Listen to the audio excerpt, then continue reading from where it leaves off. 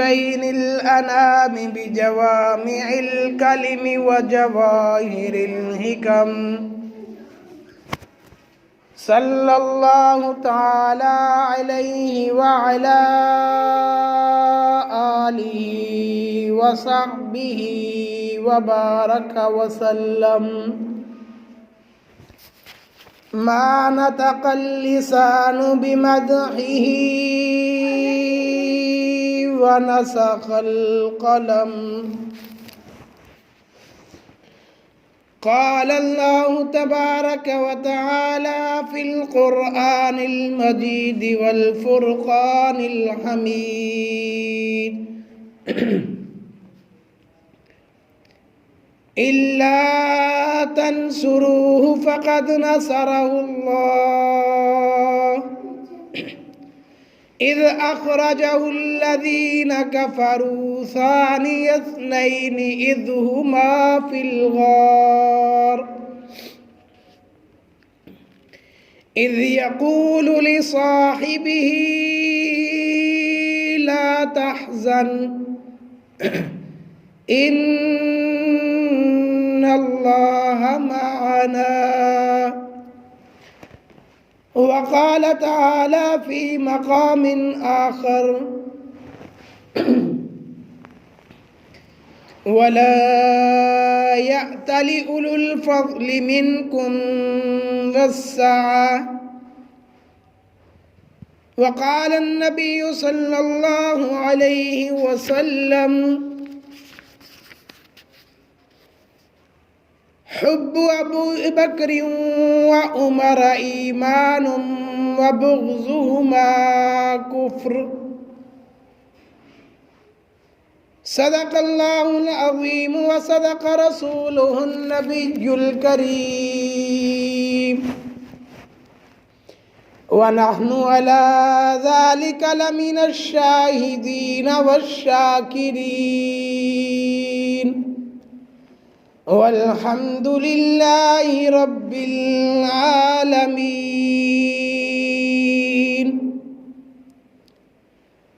صحابہ پاک مصطفیٰ کو حق نے کیا جگر دیا، اصحاب پاک مصطفیٰ کو حق نے کیا جگر دیا، بہر قوم بے دھڑک سبھی نے مال و زر دیا، کسی نے ثلث لا دیا کسی نے نصف گھر دیا، مگر عائشہ کے باپ نے دیا تو اس قدر دیا، خدا کے نام کے سوا جو کچھ تلا کے دھر دیا۔ وہ پہلا مددگار پہلا صحابی، وہ پہلا مددگار پہلا صحابی، نبی نے جسے ہر قدم پہ دعا دی، وہ افضل بشر بعد از انبیاء ہے، وہ جانے صداقت وہ جانے وفا ہے، فرشتے اسی کی اداؤں پہ عاشق، فرشتے اسی کی اداؤں پہ عاشق، اسی کی نمازوں دعاؤں پہ عاشق، نبیوں سے کم تر اماموں سے اعلیٰ، نبیوں سے کم تر اماموں سے اعلیٰ، محمد سے ہر دم وفا کرنے والا۔ میرے نہایت واجب الاحترام معزز سامعین حضرات، میں نے آپ حضرات کے سامنے قرآن مجید فرقان حمید میں سے ایک آیت مبارکہ کا حصہ تلاوت کیا، اور حضور علیہ السلام کے ارشادات میں سے دو ارشاد آپ کے گوش گزار کیے۔ میں بھی دعا گو ہوں، آپ بھی دعا کیجئے، اللہ رب العزت ہمیں حق اور سچ کہنے کی، سننے کی اور پھر اس پر عمل کرنے کی توفیق عطا فرمائے۔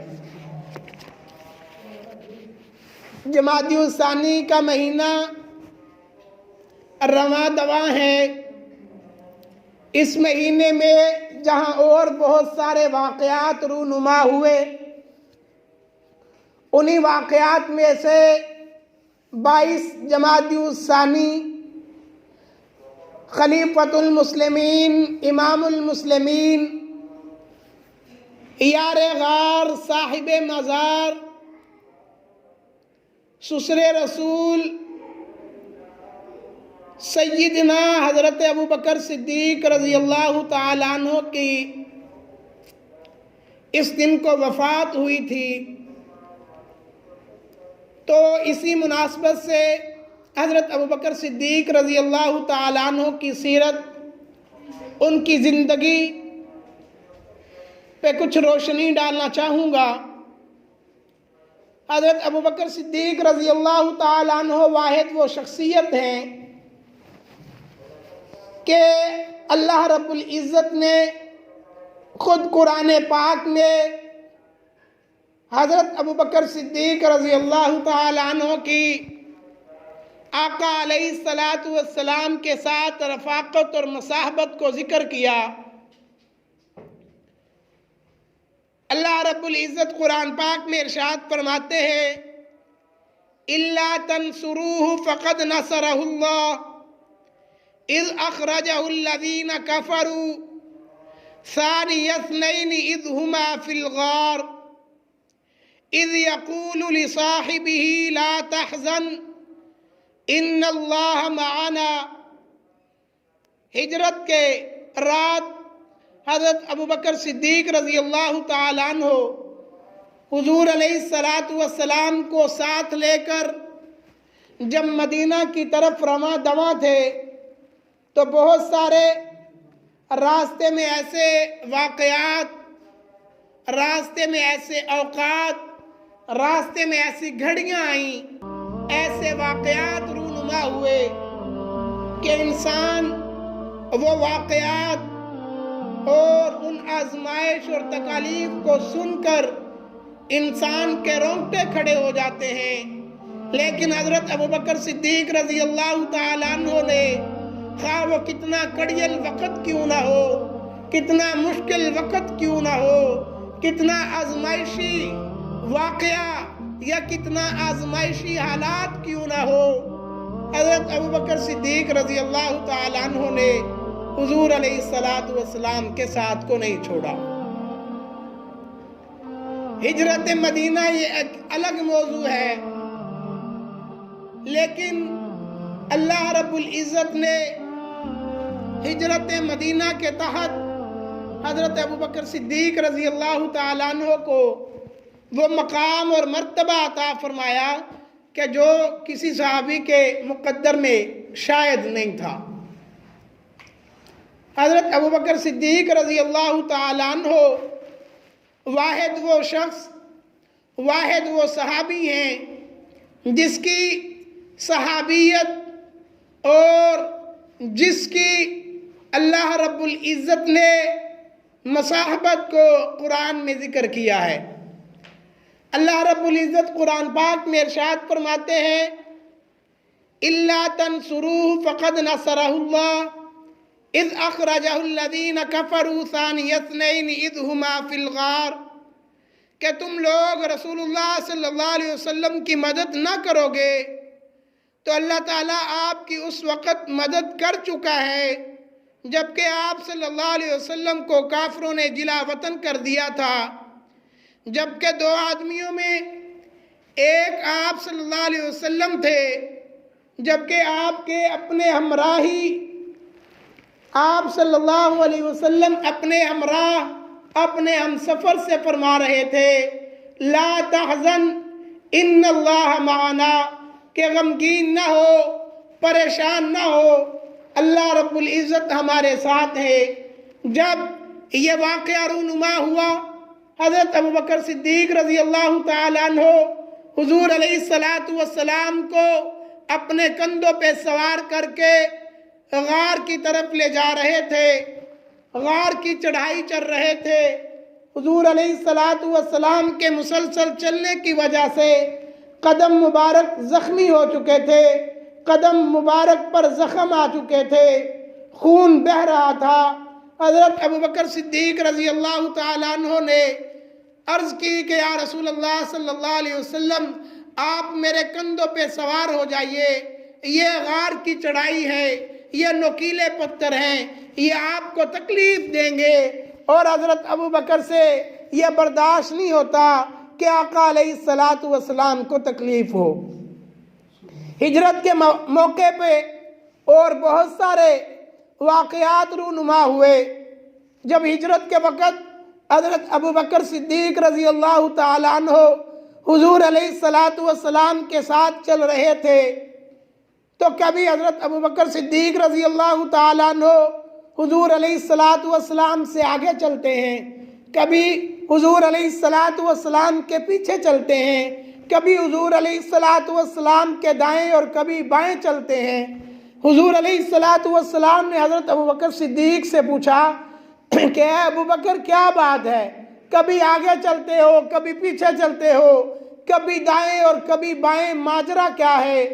حضرت ابوبکر صدیق رضی اللہ تعالیٰ عنہ نے عرض کی یا رسول اللہ صلی اللہ علیہ وسلم، جب مجھے دشمنوں کا خیال ذہن میں آتا ہے کہ کوئی دشمن آپ پہ وار نہ کر دے، کوئی دشمن آپ پہ تیر نہ برسا دے، تو جب مجھے یہ خیال آتا ہے تو میں آپ کے آگے آتا ہوں کہ اگر کوئی سامنے سے تیر اندازی کرے، آپ پر تیر کی بارش کرے تو سارے تیر مجھ صدیق کے سینے پہ اتر جائیں۔ میں اس وجہ سے کبھی پیچھے ہوتا ہوں کہ یہ نہ ہو کوئی پیچھے سے حملہ کر دے، اسی غرض سے کبھی میں دائیں اور کبھی بائیں ہوتا ہوں۔ اگر کوئی تیر محمد صلی اللہ علیہ وسلم کی طرف آئے تو محمد صلی اللہ علیہ وسلم سے پہلے صدیق کا سینہ چیر کر جائے گا۔ حضرت ابوبکر صدیق رضی اللہ تعالیٰ عنہ آقا علیہ الصلاۃ والسلام کے ساتھ سفر میں، حضر میں، خوشی میں، غمی میں، میدان جنگ میں، امن میں، ہر وقت ہر موقع پہ حضرت ابوبکر صدیق رضی اللہ تعالیٰ عنہ حضور علیہ الصلاۃ والسلام کے ساتھ رہے۔ جب کوئی اپنے آقا سے اتنی محبت کرتا ہے تو آقا بھی اپنے غلام کو، اپنے چاہنے والوں کو اور اپنے ساتھ محبت رکھنے والوں کو ایسے ضائع اور رائگاں نہیں جانے دیتے۔ حضرت ابوبکر صدیق رضی اللہ تعالیٰ عنہ کی اسی محبت کی وجہ سے، اسی پیار کی وجہ سے، اسی جانثاری کی وجہ سے، اسی جان افشانی کی وجہ سے، اسی مصائب میں پیش رہنے کی وجہ سے، اپنا گھر بار آقا علیہ السلام پر لٹانے کی وجہ سے، اپنے ہر طرح کی قربانی حضور علیہ الصلاۃ والسلام کی عزت پہ دینے کی وجہ سے آقا علیہ الصلاۃ والسلام نے حضرت ابوبکر صدیق رضی اللہ تعالیٰ عنہ کو اپنے ساتھ سلایا ہے کہ قیامت تک لوگ اگر چاہیں بھی تو حضرت ابوبکر صدیق رضی اللہ تعالیٰ عنہ کو آقا علیہ الصلاۃ والسلام سے جدا نہیں کر سکتے۔ آقا علیہ الصلاۃ والسلام کو اپنے کندھے پہ سوار کر کے حضرت ابوبکر صدیق رضی اللہ تعالیٰ عنہ غار کی چڑھائی چڑھ رہے ہیں۔ جب غار پر پہنچے تو حضرت ابوبکر صدیق رضی اللہ تعالیٰ عنہ فرمانے لگے کہ یا رسول اللہ صلی اللہ علیہ وسلم، آپ ذرا کچھ دیر کے لیے باہر رکیے، اندر کے حالات پتہ نہیں کیسے ہوں گے، میں جاتا ہوں اندر کی صفائی کرتا ہوں، اس کے بعد آپ تشریف لے آئیے گا۔ حضرت ابوبکر صدیق رضی اللہ تعالیٰ عنہ غار کی صفائی کرتے ہیں، دیکھتے ہیں کہ غار میں کچھ سوراخ ہیں، تو حضرت ابوبکر صدیق رضی اللہ تعالیٰ عنہ کے ذہن میں خیال آیا کہیں ایسا نہ ہو کہ اس سوراخ میں کوئی موذی جانور ہو جو آقا علیہ الصلاۃ والسلام کو ضرر، ایذا اور تکلیف پہنچائے۔ تو حضرت ابوبکر صدیق رضی اللہ تعالیٰ عنہ نے اپنے کپڑے سے اس سوراخوں کو بند کیا، کپڑا ختم ہو گیا، ایک سوراخ باقی رہ گیا۔ حضرت ابوبکر صدیق رضی اللہ تعالیٰ عنہ نے اپنی پاؤں کی ایڑی اس سوراخ کے اوپر رکھی اور آقا علیہ الصلاۃ والسلام کو اندر آنے کی دعوت دی۔ جب چوکڑی مار کر حضرت ابوبکر صدیق رضی اللہ تعالیٰ عنہ بیٹھ جاتے ہیں تو حضور علیہ الصلاۃ والسلام تشریف لاتے ہیں۔ سفر انتہائی کٹھن تھا، مشکل حالات تھے، خطرناک سفر تھا، پہاڑ کی بلندیوں پہ چڑھنا تھا۔ حضرت ابو بکر صدیق رضی اللہ تعالیٰ عنہ نے اپنی گود کو جب بچھایا تو حضور علیہ السلام نے اس گود کا تکیہ بنا کر اپنے سر مبارک کو حضرت ابو بکر صدیق رضی اللہ تعالیٰ عنہ کی گود میں رکھ دیا۔ آرام فرما ہے کہ اتنے میں سوراخ سے ایک موذی جانور کالا سانپ حضرت ابو بکر صدیق رضی اللہ تعالیٰ عنہ کی ایڑی کو ڈستا ہے۔ حضرت ابو بکر صدیق رضی اللہ تعالیٰ عنہ کو درد ہوتی ہے، تکلیف ہوتی ہے، لیکن محبوب علیہ السلام کو نہیں جگایا۔ یہ تو برداشت کیا کہ ابو بکر کو تکلیف ہو تو ہو، اگر ابو بکر پر پریشانی آئے تو آئے، لیکن حضور علیہ السلام کی نیند بھی خراب نہ ہو۔ تو حضرت ابو بکر صدیق رضی اللہ تعالیٰ عنہ ایڑی کو جمائے رکھے ہیں، ادھر سے کالا سانپ وہ ڈنگ پہ ڈنگ مار رہا ہے، اور حضرت ابو بکر صدیق رضی اللہ تعالیٰ عنہ اپنی ایڑی اور مضبوط کرتے ہیں، لیکن انسان بحیثیت انسان ہونے کی وجہ سے جب تکلیف زیادہ ہوئی، درد زیادہ ہوئی، جگایا پھر بھی نہیں، آنکھوں سے آنسو آئے، تو حضرت ابو بکر صدیق رضی اللہ تعالیٰ عنہ کی آنکھوں سے جب آنسو بہنے لگے تو حضور علیہ السلام بیدار ہوئے۔ یہاں ایک بات بیان کرتا چلوں، جتنی قیمتی چیز ہوتی ہے اس کے لیے اتنی ہی قیمتی چیز کا انتخاب کیا جاتا ہے۔ اگر آپ کے پاس لوہے کی انگوٹھی ہو، لوہے کی چین ہو، تو آپ اس کو کسی وقت کہیں بھی اتار کے رکھ دیتے ہیں۔ اگر آپ کے پاس چاندی کی انگوٹھی ہوگی تو آپ اس کو وضو کرتے وقت اپنی جیب میں رکھیں گے۔ اگر آپ کے پاس کوئی سونے کی چیز ہو تو آپ اس کو محفوظ کر کے رکھیں گے۔ اگر آپ کے پاس اس سے زیادہ قیمتی ہیرا ہو تو آپ اس کو اپنے کمرے کی سیف میں رکھیں گے، سیف میں بند الماری میں رکھیں گے، اس میں لگے ہوئے لاک میں رکھیں گے، پھر اس کو لاک لگا کے اس کی چابی آپ اپنی جیب میں رکھیں گے، حالانکہ آپ کو پتہ ہے کہ یہ چیز یہاں سے کوئی اٹھائے گا نہیں۔ سیف ہے، سیف میں آگے الماری ہے، اس میں لاک ہے، لاک کو دروازہ لگا ہوا ہے، اس کے باوجود آپ اس کو جو ہے وہ چابی لگاتے ہیں، چابی اپنے پاس رکھتے ہیں۔ کیوں؟ اس لیے کہ آپ کو پتہ ہے یہ چیز بڑی قیمتی ہے۔ اسی طرح ایک عام کپڑا ہوتا ہے، ہم اس سے ہاتھ صاف کر کے اس کو سائیڈ پہ رکھ دیتے ہیں۔ ایک آپ کی پگڑی ہوتی ہے، ایک آپ کی چادر ہوتی ہے، اسی اعتبار سے آپ اس کو استعمال کرتے ہیں۔ لیکن جب باری آتی ہے قرآن پاک کے غلاف کی، وہ بھی اسی طرح کے کپڑے کا بنا ہے، لیکن جب غلاف قرآن کے ساتھ ٹچ ہوتا ہے، قرآن کے ساتھ لگ جاتا ہے، قرآن پاک کے ساتھ اس کی مناسبت ہوتی ہے، تو پھر ہم اس کو بے وضو بھی نہیں چھوتے۔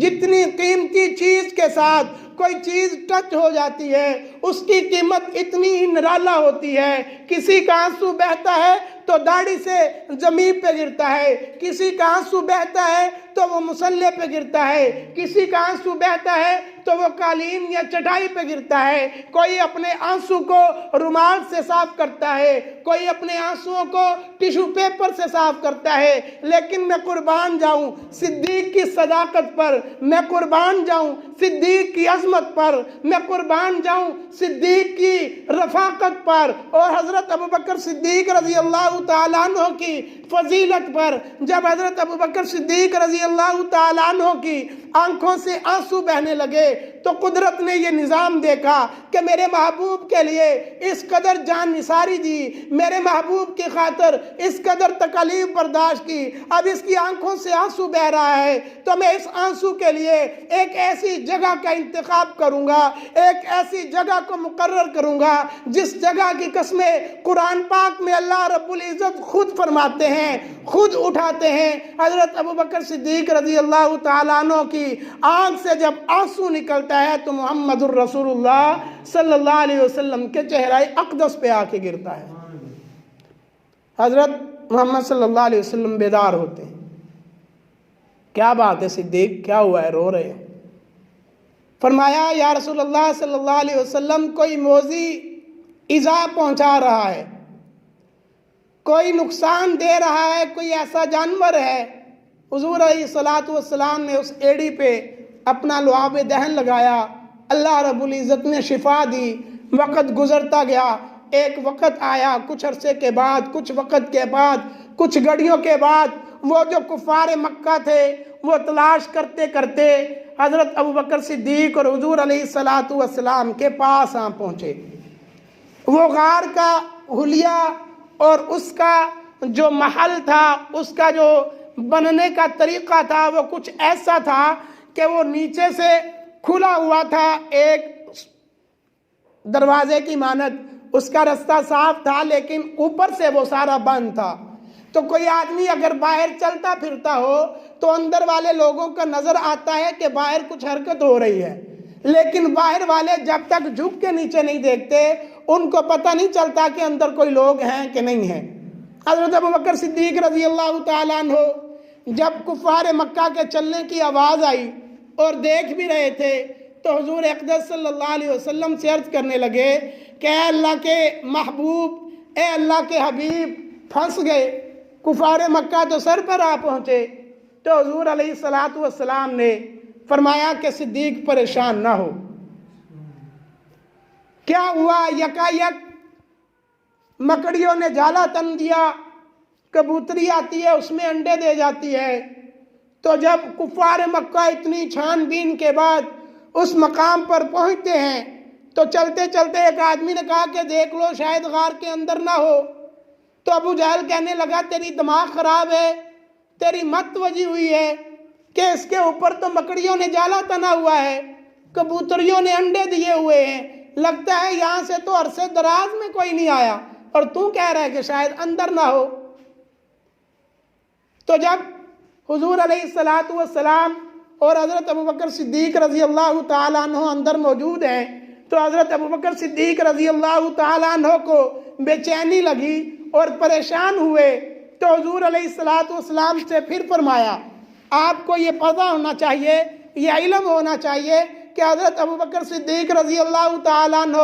اپنی وجہ سے پریشان نہیں تھے، اسی وجہ سے تو رستے میں کبھی آقا علیہ السلام کے آگے چلتے ہیں، کبھی پیچھے چلتے ہیں، کبھی دائیں اور کبھی بائیں چلتے ہیں کہ اگر کوئی تیر آ جائے تو وہ صدیق کے سینے پہ تو لگے لیکن آقا علیہ السلام کو کوئی تکلیف نہ پہنچے۔ تو حضرت ابوبکر صدیق حضور علیہ السلام کی وجہ سے پریشان تھے۔ تو حضور علیہ السلام نے جب تسلی دی تو اللہ رب العزت نے قرآن پاک میں ایک آیت نازل فرمائی، جس آیت کے تحت حضرت ابوبکر صدیق رضی اللہ تعالیٰ عنہ کو ایک اتنا بڑا اعزاز، ایک اتنا بڑا مقام اور مرتبہ حاصل ہوا جو شاید ہی کسی صحابی کے لیے اللہ رب العزت نے دیا ہو۔ اللہ رب العزت نے ارشاد فرمایا اذ یقول لصاحبہ لا تحزن ان اللہ معنا، کہ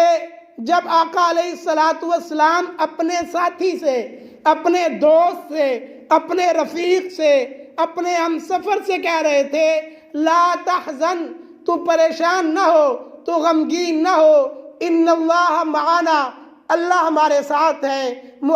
مفسرین حضرات فرماتے ہیں کہ صاحب سے مراد حضرت ابوبکر صدیق رضی اللہ تعالیٰ عنہ کی ذات ہے۔